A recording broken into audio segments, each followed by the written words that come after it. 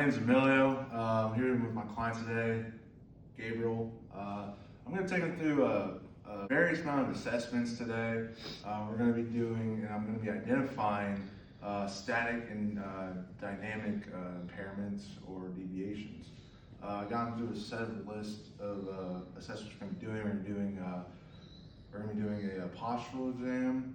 We're going to be doing an overhead squat assessment. We're going to do a single leg squat assessment as well. And then I'm going to take him through gait and how he walks, see if there's any impairments with that as well, and then pushing and pulling.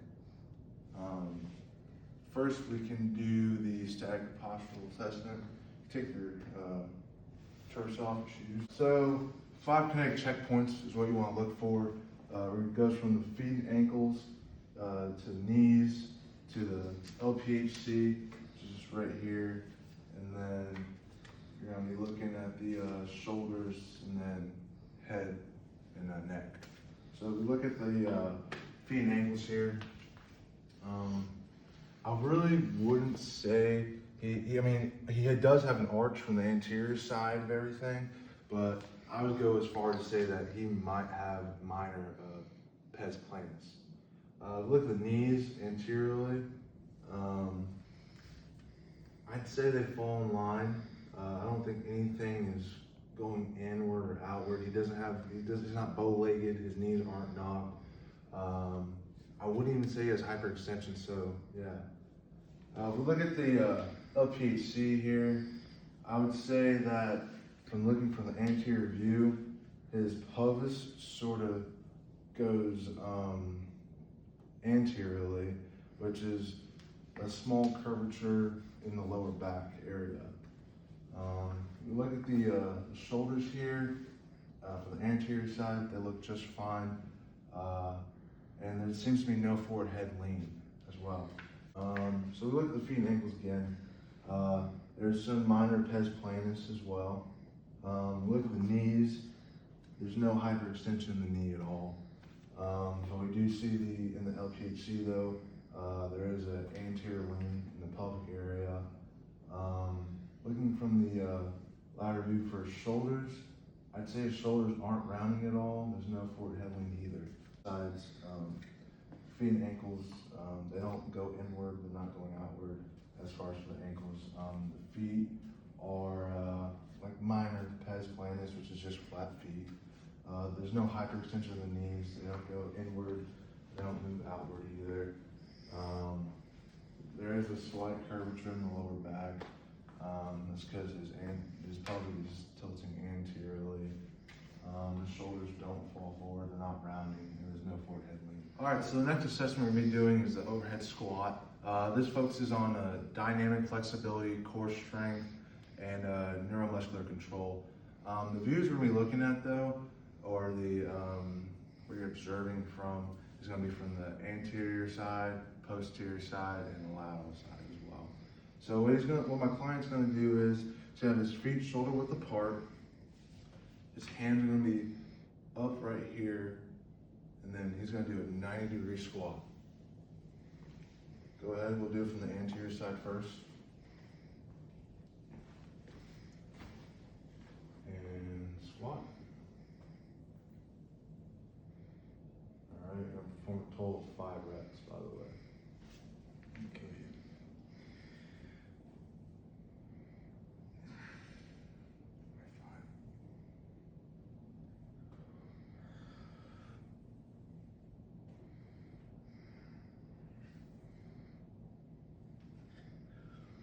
All right, so what I've noticed on the anterior side is that his feet tend to go outward, and then his ankles, they stay aligned, but his feet do go outward. His knees as well do go outward as well. And then looking at the shoulders, his arms do sort of fall forward, so there might be a lack of like abdominal core strength, because well with the arms falling forward, there is a bit of an excessive forward lean. So yeah.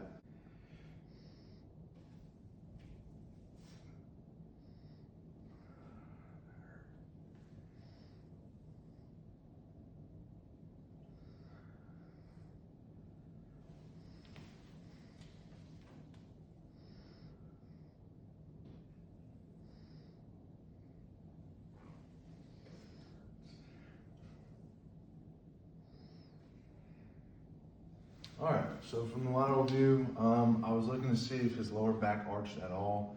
I thought his back was fairly flat, pretty much aligned. There's still a bit of a forward lean there from the lateral view. Arms did fall forward once again, but his head did not fall out of alignment.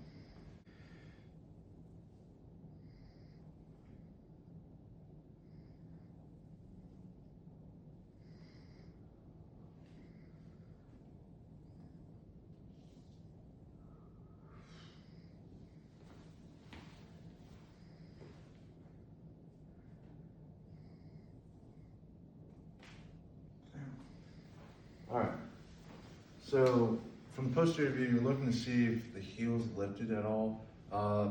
If we're really nitpicking on it, I thought that was the same sort of results we got from the anterior and lateral view, but there's a slight heel lift on the right foot, and it's still excessive forward lean as well. There wasn't really an asymmetric weight shift. His weight stayed pretty like balanced throughout the whole movement. But since there's all these deviations within the overhead squat, well, I'll have him come over here on this padded foam. And so pretty much heels will be elevated for this. So it'll be here. It'll be the same setup, arms still up. Try to keep the body upright. And then he's gonna do a squat. So you could come over here.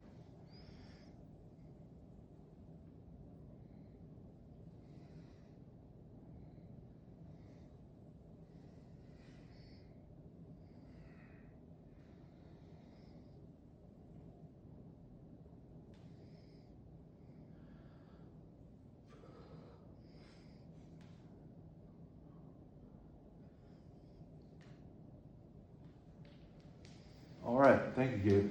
And honestly, with that modification right there, those squats were honestly, in my book, a solid 10 out of 10. There was no deviations in the movement at all. His kinetic chain through the squat was fantastic, and I think he knocked it out of the park with that modification alone. All right, so now the next assessment we're gonna be doing is the single leg squat, or you can do the split squat. The 3 kinetic checkpoints you'll be looking for is the LPHC, knees, and then shoulders as well, if I'm not mistaken, and neck. All right, so my client, since I'll do my left leg right now, just so it's my dominant leg. So hands on hips here. He can have, in the textbook version, the model had the leg in front here, and it was just a squat, but for him, we'll just do it in the back. And pretty much he's going down, and then up. And we'll do three reps for the left and the right leg from the anterior view.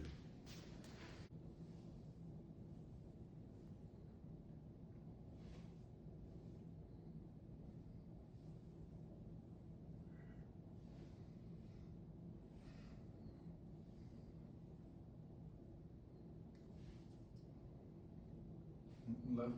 All right, we'll do that.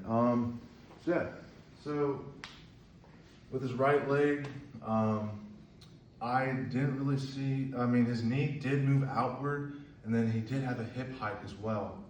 So that pretty much means the hip is moving upward as well throughout the whole movement.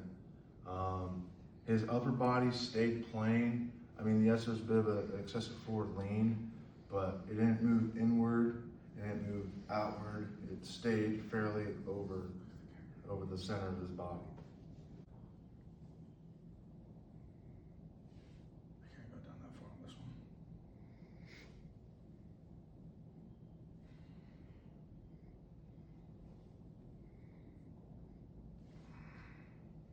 All right, thank you. So yeah, as my client just said with that, he said that he can't go that far down on the left leg.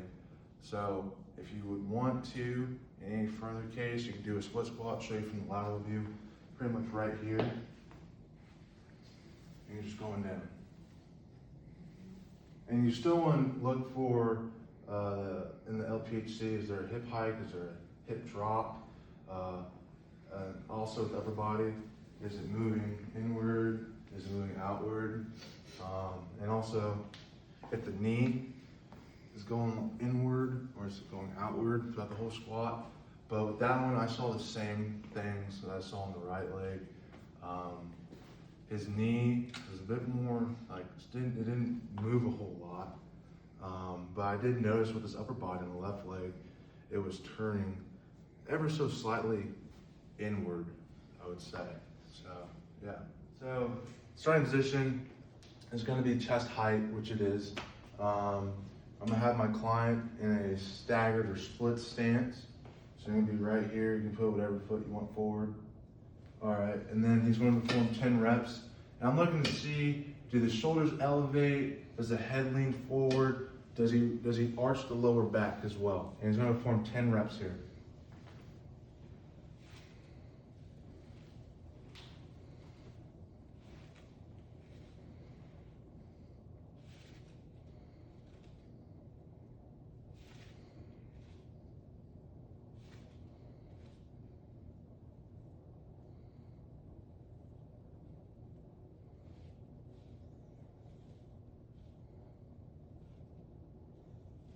Thank you, Gabe. Honestly, I didn't see any sort of deviations or any compensations within the movement.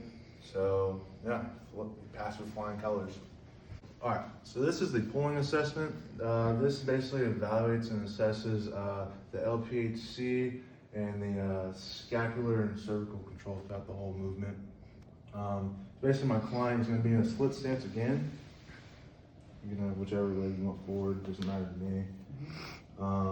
And he's going to be pulling the bands, holding it like this or like this, whatever you feel is most comfortable for you in this movement.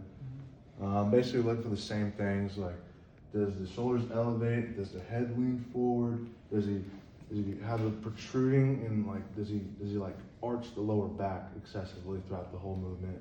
And you're gonna be performing 10 reps as well. So go ahead when you're ready.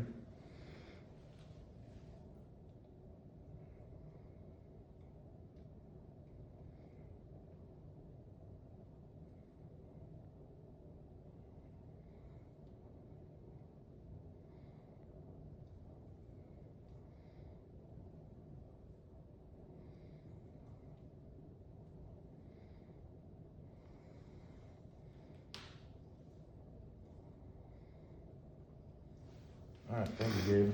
Honestly, from the LPHC standpoint, it looked good. I did notice when he was performing the reps, I'm not sure if he's just used to having like his head down when he's doing the rows, but if we're gonna be nitpicky about it on this one, then yes, he did have a forward head lean throughout the movement. Yes, that is pretty much it. All right, so now we're doing our gait assessment. This one, from the anterior view, I'm seeing, does his feet flatten? Do his feet turn inward, outward? And as well as his knees, do his knees turn inward or outward? And I'll be assessing it as he's walking. So Gabe, go ahead and walk.